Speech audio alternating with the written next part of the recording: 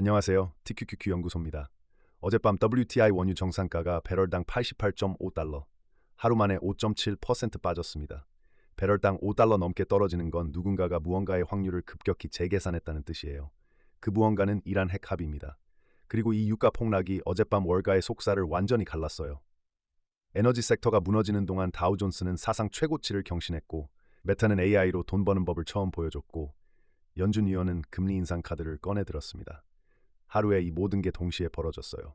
하나씩 뜯어보겠습니다. 수요일 밤 9시 49분 이란 국영방송이 속보를 내보냅니다. 미국과 이란 사이에 양해각서 초안이 존재한다고요. 내용이 상당히 구체적이었어요. 미국이 이란 주변에서 군사력을 철수하고 해상 봉쇄를 해제한다. 이란은 한 달 안에 호르무즈 해협의 상업 선박 통과량을 전쟁 이전 수준으로 복원한다. 이 속보가 뜨자마자 유가가 미끄러지기 시작합니다. 호르무즈가 열리면 글로벌 원유 공급의 병목이 한꺼번에 풀리니까요. 그런데 2시간 뒤인 밤 11시 51분 백악관이 소셜미디어에 글을 올려요. 이란 국영 언론이 보도한 양해각서는 완전한 날조라고 일축합니다. 아무도 이란 국영 언론을 믿지 말라고까지 했어요. 여기서 정상적인 시장이라면 유가가 다시 올라야겠죠. 합의 없다니까. 근데 유가는 계속 빠졌습니다. 밤 10시 30분에 미국 정규장이 열립니다. QQQ가 731.79달러에 시작하자마자 하락으로 전환됐고 새벽 12시 33분에 장중 최저 725.44달러까지 밀렸어요. 개장 후 약 2시간 만에 0.9% 가까이 빠진 거예요. TQQQ는 더 극적이었습니다. 82.49달러에 열어서 같은 시각 80.33달러까지 2.6% 급락했거든요. 새벽 12시 52분 트럼프 대통령이 PBS 뉴스 인터뷰에서 이란이 고농축 우라늄을 포기하는 대가로 제재를 완화하지 않겠다고 말합니다. 이건 이란 측의 핵심 요구 중 하나를 정면으로 거부한 거예요. 협상 여지를 좁히는 발언이에요. 새벽 1시 22분 핵심 발언 2가지. 첫째, 이란과의 합의에 아직 도달하지 못했고 만족스럽지 않다. 둘째, 다시 돌아가서 마무리할 수도 있고 안 할 수도 있다. 이 두 문장이 동시에 나왔어요. 아직 합의 안 됐다는 유가를 올려야 할 뉴스고 안 할 수도 있다는 협상 자체가 깨질 수 있다는 경고입니다. 근데 동시에 루비오 국무장관은 합의를 향해 진전이 있었다고 말했고 트럼프 본인도 이란이 합의에 적극적이라고 했습니다. 새벽 2시 23분에 트럼프의 톤이 한층 더 강경해집니다. 오만이 제대로 행동하지 않으면 날려버리겠다고 했어요. 호르무즈 해협은 모두에게 열려 있을 것이며 아무도 통제하지 못할 것이라고도 했습니다. 가솔린 세금 면제도 논의할 수 있다고 덧붙였고요. 외교와 위협을 동시에 던지는 전형적인 패턴입니다. 이란 쪽도 물러서지 않았어요. 이란 국회 국가안보위원장은 우라늄 농축 권한, 호르무즈 해협 통제, 제재 해제라는 3가지 레드라인을 결코 양보하지 않겠다고 맞받았습니다. 이란의 파르스 통신도 미국이 일방적으로 성공을 선언할 수 있지만 미해결 쟁점이 남아있다고 보도했어요. 협상이 이렇게 팽팽한데 유가가 빠진다? 시장은 한 가지를 보고 있는 겁니다. 호르무즈 해협이 열리는 시나리오의 확률이 어제보다 오늘 높다는 것. 시장은 합의 여부를 0 아니면 1로 보지 않아요. 확률을 연속적으로 계산합니다. 이란 국영방송이 양해각서 초안을 보도한 순간 백악관이 부인했어도 시장은 초안이 존재한다는 사실 자체에 주목한 거예요. 테이블 위에 구체적인 문서가 올라와 있다는 건 한 달 전보다 합의 확률이 올라갔다는 의미입니다. 트럼프가 오만을 군사적으로 위협하면서도 합의의 문을 열어둔 것도 같은 맥락이에요. 최후 통첩에 가까운 톤은 협상을 결렬시키는 게 아니라 상대를 테이블로 더 빨리 끌어오려는 전술이거든요. 시장은 이 구조를 읽고 유가의 지정학적 프리미엄을 빼기 시작한 겁니다. 5월 한 달 동안 WTI가 12% 넘게 빠졌어요. 브렌트유는 14% 넘게요. 이 하락의 상당 부분이 이란 합의 기대감을 반영한 거예요. 자, 이 유가 폭락이 시장 내부에서 어떤 지각 변동을 일으켰는지 보겠습니다. S&P 500 에너지 섹터가 하루 만에 평균 마이너스 1.49%로 11개 섹터 중 최악을 기록했어요. 21개 에너지 종목 중 19개가 하락. 반대편에서는 경기 소비재 섹터가 플러스 1.76%로 가장 강했고 필수 소비재도 플러스 1.14%로 따라왔습니다. 기름값이 떨어지면 소비자 지갑이 넉넉해지니까요.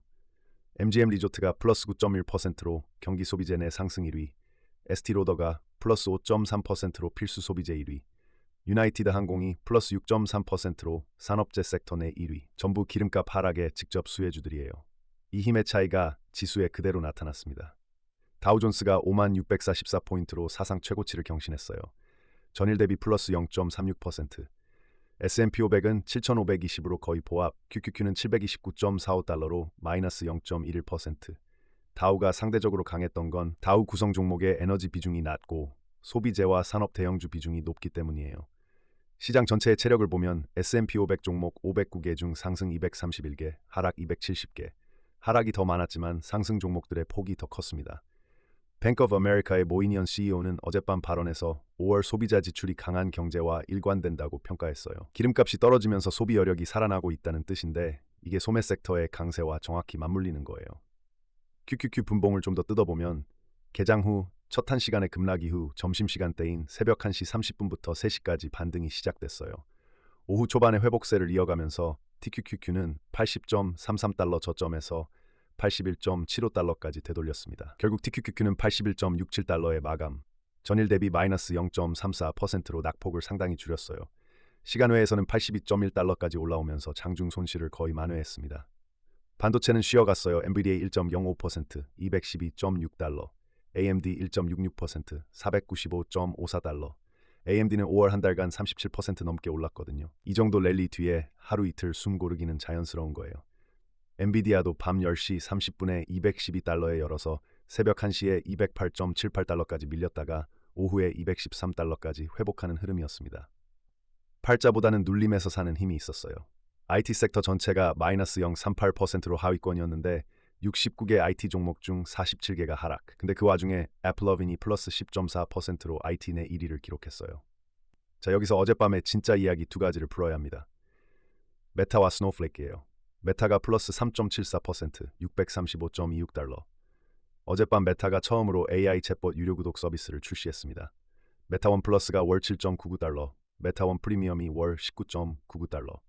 이미지와 영상 생성, 확장 추론 기능을 자주 쓰는 사용자를 겨냥한 거예요. 싱가포르, 과테말라, 볼리비아에서 먼저 시작해서 확대할 계획입니다. 이게 왜 중요하냐? 한 달 전 실적 발표를 떠올려 보세요. 메타가 올해 AI 인프라에 1250억 달러에서 1450억 달러를 투자하겠다고 했을 때 주가가 급락했잖아요. 투자자들이 물었죠. 이 어마어마한 돈을 어떻게 회수할 건데? 그 질문에 대한 첫 번째 답이 어제 나온 겁니다. 광고 외에 구독이라는 새로운 수익원을 공식적으로 가동한 거예요. 인스타그램, 페이스북, 왓츠앱에도 유료 구독을 동시에 론칭했고요. 분석가들은 메타의 비광고 매출이 상당한 규모로 성장할 수 있다고 보고 있어요. 비즈니스 AI, 구독, 에이전트 기반 커머스가 그 새 기둥인 거예요. 1450억 달러를 쏟아붓고 있는 AI 투자가 추상적인 약속에서 구체적인 매출 채널로 전환되기 시작한 첫 신호입니다. 같은 날 아마존이 플러스 2.47%, 271.85달러.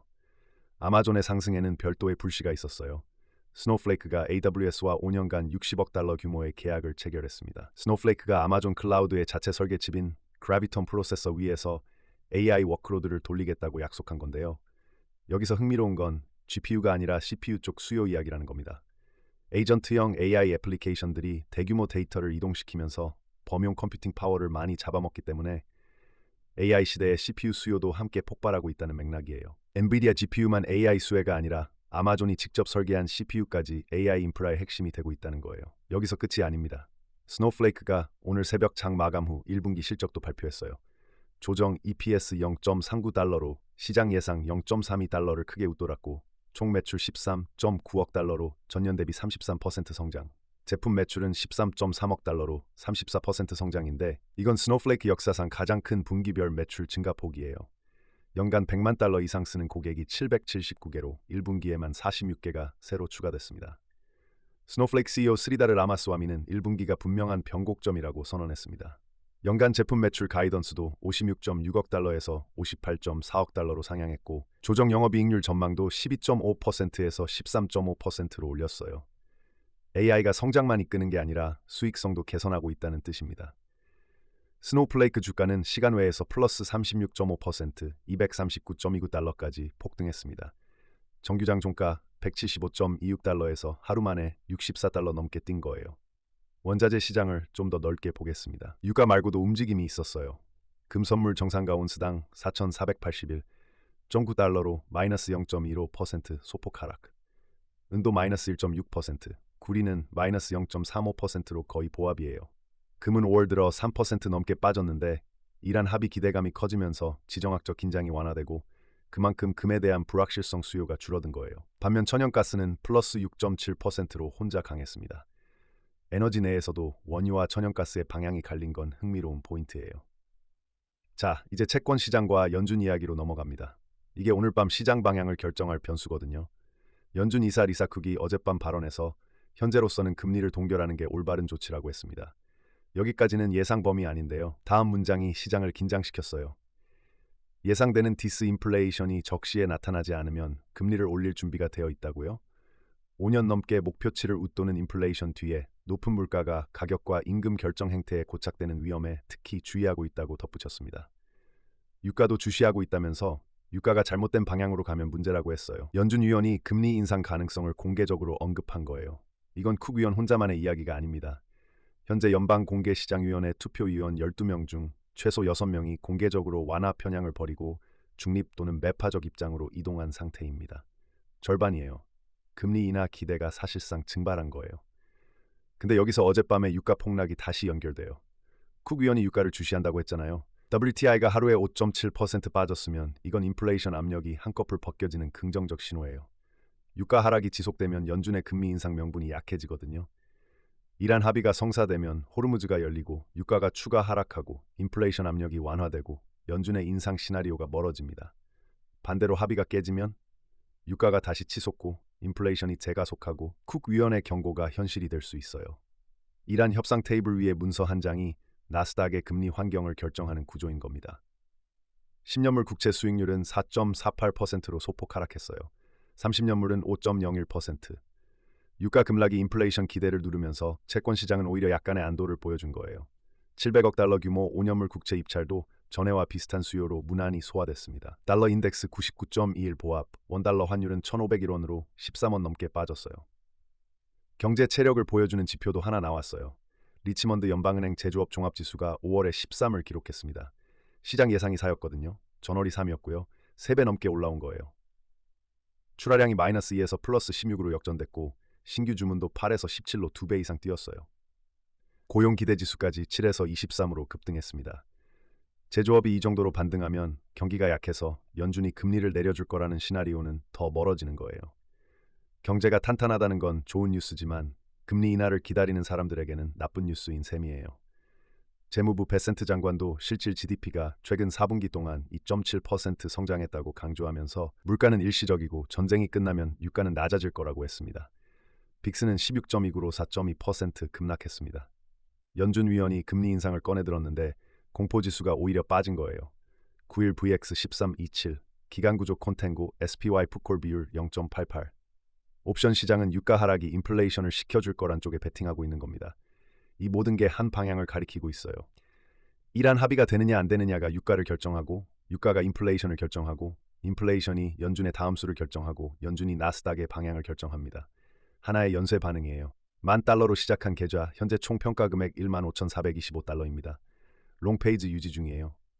QQQ 729달러, 201선 615달러, 101선 630달러, 201선 위 18.6%에 떠 있으니 우리가 TQQQ를 매도할 날은 지금 상황으로서는 최소 6개월 이후의 일이 될 가능성이 높아요. 오늘 밤 장이 열리면 이란 뉴스의 다음 헤드라인이 핵심입니다. 유가가 추가 하락하면 소비재가 또 달리고 에너지는 더 빠질 거고 반대로 협상이 틀어지면 유가가 반등하면서 어제의 흐름이 뒤집힐 수 있어요. 스노우플레이크, 시간 외 36% 폭등이 오늘 밤 AI 관련주에 어떤 온기를 불어넣을지도 지켜봐야 합니다. 베센트 장관과 루비오 장관이 6월 3일 상원 청문회에 출석하는데 여기서 이란 정책과 재정 방향에 대한 추가 시그널이 나올 수 있어요. 이란 합의의 다음 헤드라인이 뜰 때 유가를 보세요.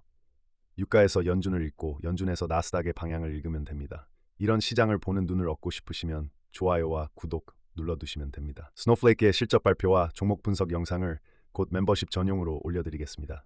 시청해주셔서 감사합니다. TQQQ 연구소였습니다.